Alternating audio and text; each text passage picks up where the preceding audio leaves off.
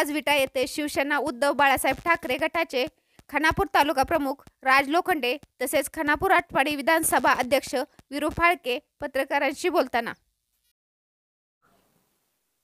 नमस्कार, मी शिवसेना तालुका प्रमुख राज लोखंडे. आता ह्या पत्रकार परिषद जी घेतलेली आहे त्याचं कारण असं की लोकांना सर्व लोकांना इथं संभ्रम झाला आहे की आता मतदारसंघामध्ये उमेदवार नक्की कोण. तर मतदारसंघाचा उमेदवार हे उद्धव बाळासाहेब ठाकरे यांनी जाहीर केलेला आहे, चंद्रहार पाटील. तरीही कुठल्याही कार्यकर्त्यांनी शिवसेनेच्या कुठल्याही भ्रमात न राहता शिवसेनेचे चांगल्या पद्धतीने काम करावे हे मला सगळ्यांना आवाहन करायचं आहे. संजय काका पाटील हेही लोकसभेच्या मैदानात आहेत, त्याबद्दल तुमचं काय मत आहे? आदरणीय संजय काका पाटील हे गेल्या 10 वर्षांमध्ये या ठिकाणी सांगली जिल्ह्याच्या खासदार म्हणून ते राबत आहेत. पण पुन्हा एकदा त्यांनी त्यांच्या पक्षाने जबाबदारी दिली व उमेदवार घोषित केला. पण शिवसेना उद्धव बाळासाहेब ठाकरे या पक्षाच्या प्रमुखांनी आदरणीय उद्धव बाळासाहेब ठाकरे यांनी आपल्या सांगली जिल्ह्यातील एका शेतकऱ्याच्या पोराला तिकीट देऊन मोठं सन्मानाचं काम या ठिकाणी केलेलं आहे. त्यामुळं गेल्या 10 वर्षांमध्ये या सांगली जिल्ह्याची जनता नाराज झालेली आहे. त्या जनतेला खऱ्या अर्थानं एक मानसन्मानाचं नेतृत्व या चंद्रहारदादा पाटील यांच्या स्वरूपानं मिळतंय. म्हणून आम्ही पूर्णपणे ताकदीनं या जिल्ह्यामध्ये व खानापूर आटपाडीतून चंद्रहारदादा पाटील यांना लीडनं निवडून कसं देता येईल त्या पद्धतीने आम्ही जोमानं काम करू. आत्ताच आपण बोललात की 10 वर्षापासून खासदार ते आहेत, तर 10 वर्षामध्ये 5 वर्ष आपल्यासोबत ही युती होती. आपलंही कार्यकाळ आणि तेवढाच वाटा त्यामध्ये आहे, त्याबद्दल तुम्ही काय सांगू शकता? त्यामध्ये कसं आहे, 2.5 वर्ष हे उद्धव साहेबांना अगदी म्हणजे त्या कोरोनाच्या काळामध्ये 2-3 वर्षामध्ये आणि त्यानंतर महाविकास आघाडीकडून सांगलीची जागा उद्धव बाळासाहेब ठाकरे गटाला देण्यात आली. त्यामुळे जिल्ह्यातील काँग्रेस गट नाराज असलेला दिसून येत आहे. काँग्रेस गट आपल्याला पाठिंबा देणार का? हो, काँग्रेस गट 100% पाठिंबा देणार. व हा महाविकास आघाडीचं सर्वत्व एकत्र ठरलेली गोष्टी आहेत. वरच्या लेवलला नेत्यांनी ते ठरवून दिलेलं आहे आणि ह्यात कुठलीही शंका नाही की असं काय होणार आहे की महाविकास आघाडीच्या माध्यमातून काँग्रेस वेगळं लढल आणि शिवसेना वेगळी, असं काय होणार नाही. तर शिवसेनेला पाठिंबा देऊन सगळे महाविकास आघाडी आम्ही सर्वजण लढू असा होणार आहे. परंतु माजी मंत्री विश्वजित कदम यांनी अजून तसं काही जाहीर केलं नाही. म्हणजे काल त्यांनी पत्रकार परिषद घेतली आणि त्यामध्ये सांगितलं की आम्ही काँग्रेसचा हा सांगली जिल्हा बाले किल्ला आहे आणि बाले किल्ल्यातनं आम्ही आपली जागा सोडणार नाही, असं त्यांचं म्हणणं आहे. म्हणजे ते काँग्रेसकडनं कॅन्डिडेट उभं करणार आहेत. याबद्दल आपल्याला काय मत? अजून तर तसं वरच्या लेवलला आम्हाला वरिष्ठांकडून काही माहिती मिळालेली नाही, परंतु शिवसेनेचाच उमेदवार फिक्स असेल आणि तो जाहीर केलेला आहे उद्धव साहेबांनी. 2 दिवसापूर्वी पत्रकारांशी बोलताना संजय काका पाटील यांचे सुपुत्र प्रभाकर पाटील हे असे म्हणाले की संजय काका पाटील यांनी केलेल्या विकास कामाच्या जोरावरती 4 लाखाच्या मताधिक्याने ते निवडून येतील. तेव्हा ते मोदी लाट होती. त्यामुळं मोदीच्या थापांना बळी पडून लोकांनी त्यांना मतदान केलं. तो 10 वर्षाचा काळ सुटला तर आता भाजपबद्दल लोकांची नाराजगी भरपूर प्रमाणात आहे आणि जनमत हे दाखवून देईल की 4 लाखाने येणार का 4 लाखांना पडणार हे संजय काकांना दाखवून देतील जनमत. चंद्रहारदादा पाटील म्हणाले की कुस्तीचे मैदान मी मारले आहे आणि राजकीय मैदान सुद्धा मीच मारणार, याबद्दल तुमचं काय मत आहे? आदरणीय चंद्रहारदादा पाटील यांना उमेदवारी घोषित केल्यानंतर सर्वप्रथम कसं आहे, त्यांनी पहिल्यापासून या क्रीडा क्षेत्रामध्ये कुस्तीमध्ये नावलौकिक केलं. त्या महाराष्ट्राला 2दा त्यांनी महाराष्ट्राला डबल महाराष्ट्र केसरीची गदा मिळवून दिली.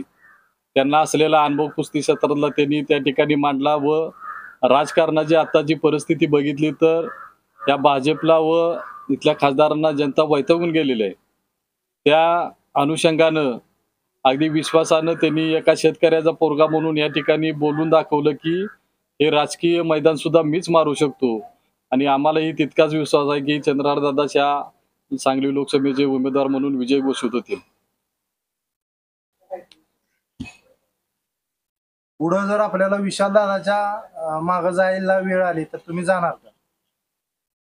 आदरणीय उद्धव साहेबांनी ह्या आधी चंद्रहारदादांना उमेदवारी घोषित केल्यानंतर किंवा त्याच्या अगोदर ज्यावेळी सांगलीची सभा झाली उद्धव साहेबांची, त्याच्या आधीही चंद्रहारदादांनी स्वतःहून सांगितलं होतं, महाविकास आघाडी जो उमेदवार या ठिकाणी देईल त्या उमेदवाराच्या पाठीशी आम्ही ठामपणे काम करू, आम्ही एकत्रित त्या ठिकाणी लढू. परंतु आज तगायत आपला तिढा सुटलेला नाही. मग ही तिढा कधीपर्यंत सुटण्याची संभावना आहे? वरच्या लेवलला जशी चर्चा चाललेली आहे, लवकरच या गोष्टीवर निर्णय होईल. खासदार संजय काका पाटील यांनी विटा व खानापूर तालुक्यामध्ये गेल्या 10 वर्षामध्ये कोणती विकास कामे केली?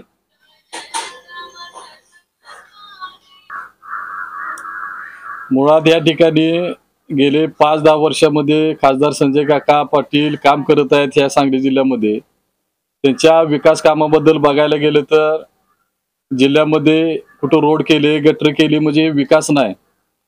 आमचं असं या ठिकाणी म्हणणं आहे की जनहिताचं तुम्ही काय काम केले या जनतेला तुम्ही दाखवणं गरजेचं आहे. ज्या संसदेमध्ये तुम्ही खासदार म्हणून निवडून गेला त्या संसदेमध्ये ह्या शेतकऱ्यांचा प्रश्न किती वेळा मांडले तुम्ही, संसदेमध्ये तिथल्या गोरगरीब कष्टकऱ्यांचे प्रश्न किती वेळा मांडले. त्या प्रश्नावरती आम्ही काम करत असताना या खासदारांना एकच विचारू शकतो की इथल्या रोड किंवा गटर बांधणे म्हणजे विकास नाही, आपल्या बगल बच्च्यांची कामं करणे म्हणजे विकास नाही.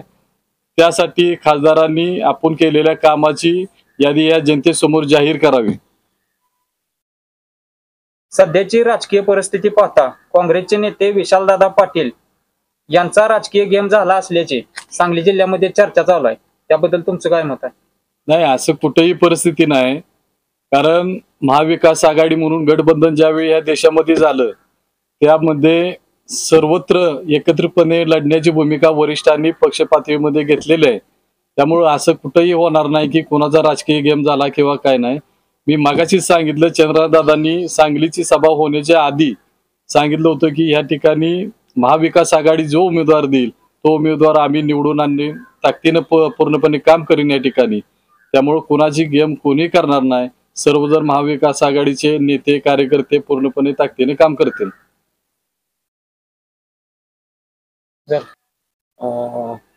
उद्धव साहेबांनी ज्यावेळेस चंद्रहार दादांचं नाव खासदारकीसाठी सुचवलं होतं त्यावेळेस महायुतीमध्ये त्यांची काही चर्चा वगैरे झाली नव्हती का त्या विषयावर?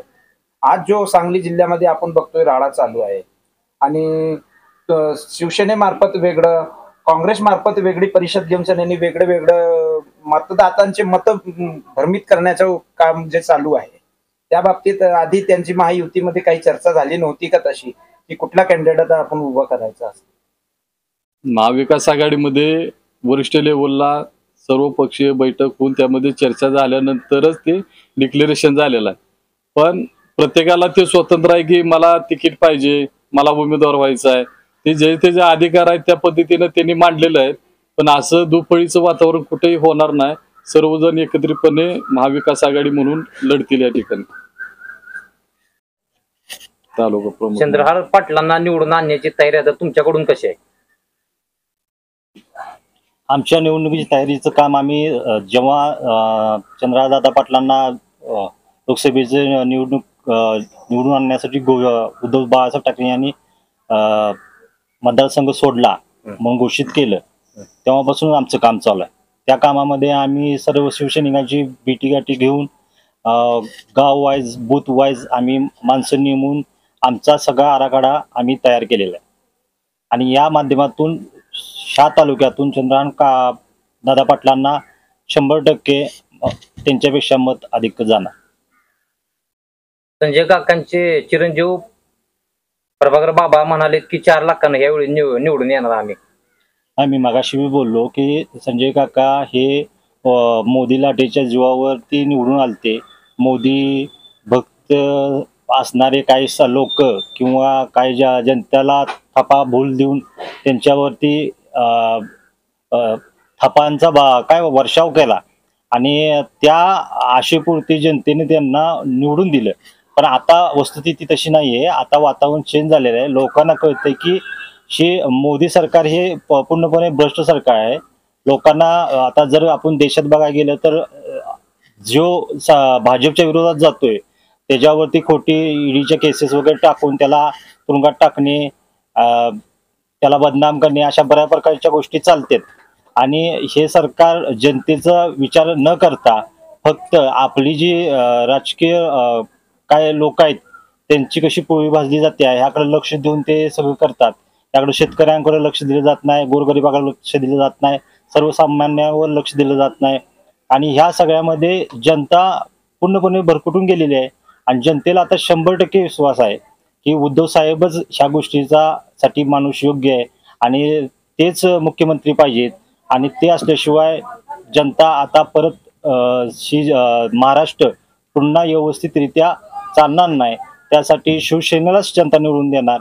आणि 100% इथून पुढचा काळ लोकांचं जनमत जे आहे ते इथून पुढच्या काळातलं 100% तुम्हाला दिसून येईल की ही फक्त शिवसेनेलाच मतदान होणार.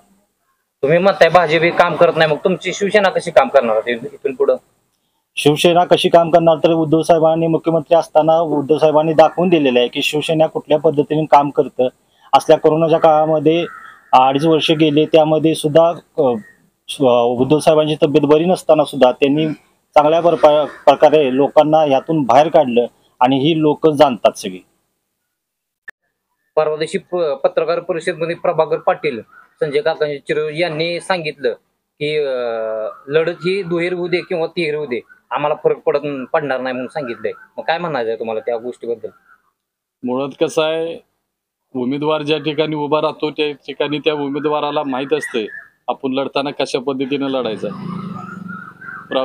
प्रभाकर पाटील हे मोदी लाटेवरती मोठे झालेलं नेतृत्व आहे. आदरणीय संजय काका मोदी लाटेवरती निवडून आलेलं नेतृत्व आहे. त्यामुळं ते अजून त्या भ्रमात आहेत असं मला या ठिकाणी म्हणायचं आहे. कारण जनतेला आता मान्य नाही, नेतृत्व जर मान्य करायचं असेल जनतेमध्ये येऊन त्यांनी ते प्रश्न बघितले पाहिजेत. जनतेची अडचण काय आहे त्यांनी बघायला पाहिजे.